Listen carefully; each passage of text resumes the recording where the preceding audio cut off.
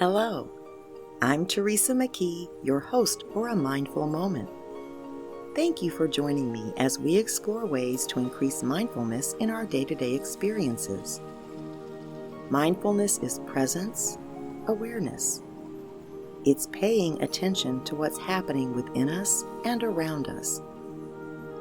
Mindfulness increases our emotional, physical, and mental well-being. It can also enhance our focus and productivity, and there are many health benefits from practicing mindfulness and meditation, from lowering blood pressure to increased longevity. Perhaps most importantly, in today's chaotic world, mindfulness strengthens our ability to be more compassionate to ourselves as well as others. I think I have technology fatigue. I don't just mean Zoom fatigue, which, like many of you, I've had for some time, but I mean just technology in general. Producing the podcast, animated shorts, virtual training courses, and our online certification program, on top of electronic communications, social media, remote desktop work, presentations, website maintenance, and shared documents and drives, it's a lot of software and apps.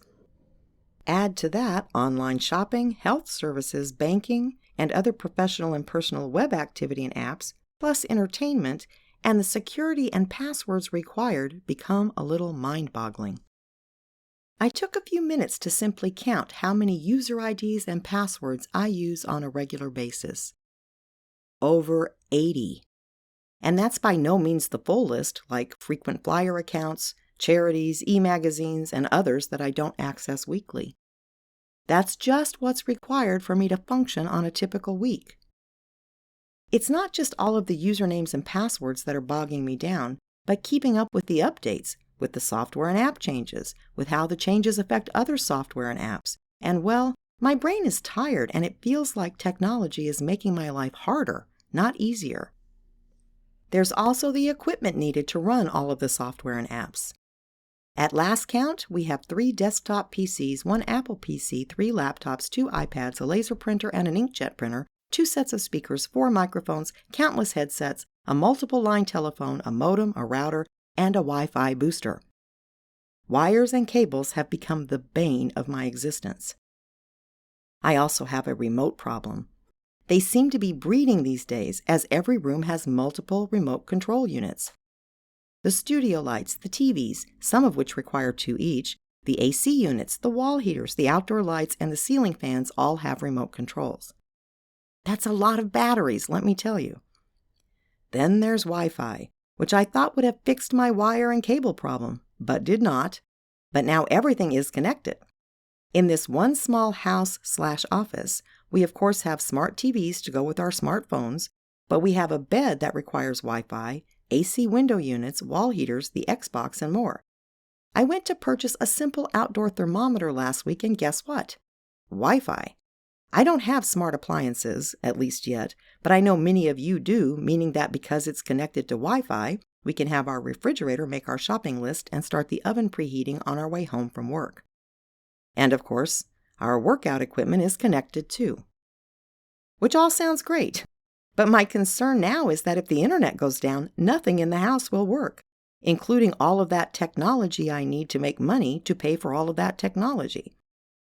Am I the only person concerned about our crumbling infrastructure, including an internet system that was certainly not built for all of this? I've been very blessed to have an excellent internet connection for 20 years, but it has started crashing about once every week or two lately. When I contact my provider, via my smartphone, of course, since the Wi-Fi is down, it's always because there's a, quote, outage in your area. It comes back minutes to hours later, but there's never any explanation as to why these outages are occurring. This does not build my confidence in adding more Wi-Fi products to this house. There's lots more technology here and on the way. Cars have become giant computers on the roads. And from mRNA vaccines to artificial intelligence to cryptocurrency to non-fungible tokens, technology progress, if that's what we want to call it, is outpacing our ability to even follow it all. Which brings us to the questions regarding mindfulness. Are we being mindful as we create this stuff? And are we using all of this stuff mindfully? I seriously doubt it. I know we're not paying attention to the environmental impact of all of these gadgets and circuit boards, and for some reason I don't fully understand cryptocurrency. Most people are totally unaware of the dire impact on poor countries that happen to be rich in natural resources needed to produce more technology. As consumers, we also seem to be accepting corporations' strategy to build in short obsolescence so that we have to replace all of these products more frequently, creating a vicious cycle of the just mentioned problems. I also doubt that anyone's paying enough attention yet to the impact on our brains from all of these electromagnetic frequencies bouncing off our gray matter all day. And perhaps most importantly, it doesn't seem like anyone's noticing that technology has failed at its one original promise: to make life easier. Some of it did for a while. It was certainly easier to look something up on a computer than to drive to a library, for example. It's a lot easier to follow GPS on a smartphone than it was to carry around a 200-page Thomas guide. For those not in the know, this was the paper version of GPS. I kid you not. But now it feels like we've lost that original goal and are making stuff just because we can, not because we need it or because it will improve our lives. It may sound shocking, but I can actually walk over to a wall heater and press a button with my finger, or to a wall switch to flip a light on. I can't actually walk over to the TV and press buttons anymore because they've removed the buttons. So I have to use a remote control. But most other things in the house can still operate the very old-fashioned way. And it's frequently easier than replacing weird batteries and definitely cheaper. But I can't function professionally anymore without technology, including Wi-Fi. And I can't enjoy most entertainment at home without utilizing technology either. And that circles back to our infrastructure and our dependence on it for everything from hospital procedures to watching Netflix.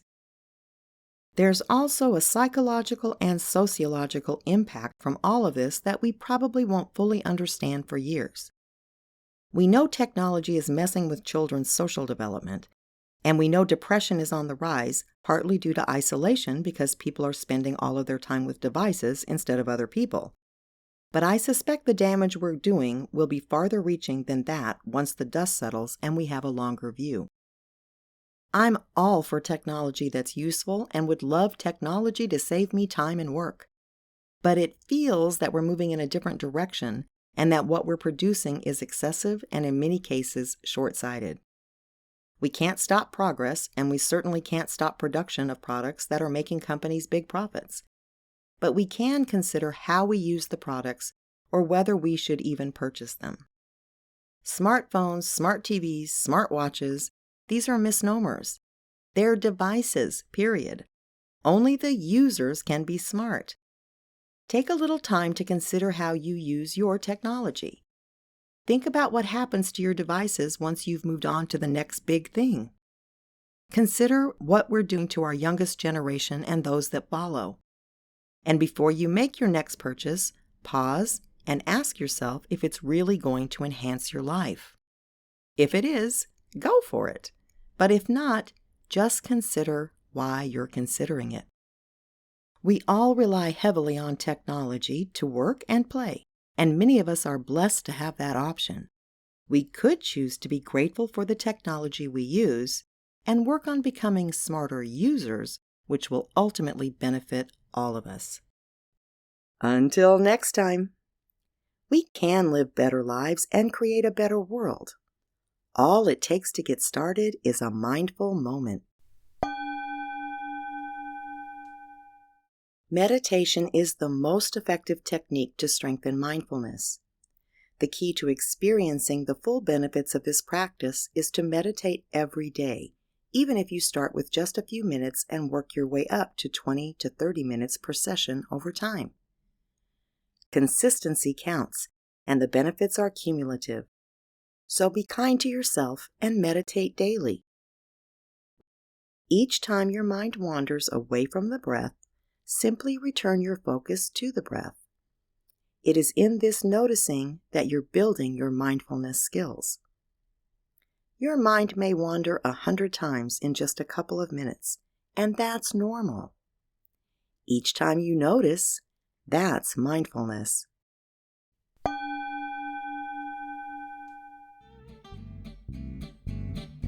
Work to Live's Dynamic Coaching Certification Program is a self-paced online course series that strengthens emotional intelligence and mindfulness skills, along with relationship building, communication skills, time management, self-motivation, and more.